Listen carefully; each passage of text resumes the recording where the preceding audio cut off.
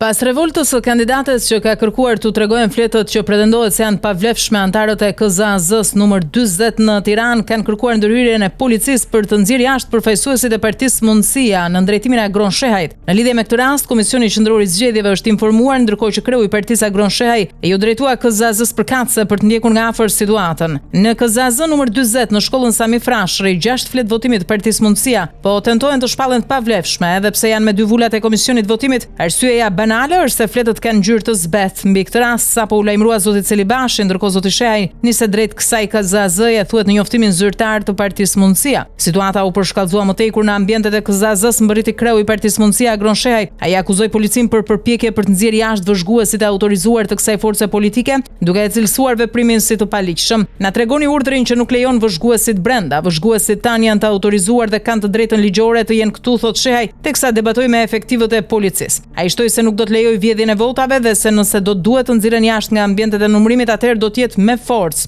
Duhet të na tërhiqni zvarr nëse doni të na nxirrni nga këtu, po na vidhen votat, ne jemi vëzhgues dhe kërkojmë vetëm një të drejtë që na takon ligjërisht. Nëse shohim padrejtësi, kemi të drejta sinjalizojmë. Nuk po kërkojmë asnjë privilegj, nuk po kërkojmë qishran hell. Kush është i pa autorizuar? Ne jemi kandidat, deklaroi Agron Shehaj para mediave dhe autoriteteve, por pavarësisht rezistencës, policia i nxori jashtë vëzhguesit e Partisë Mundësia.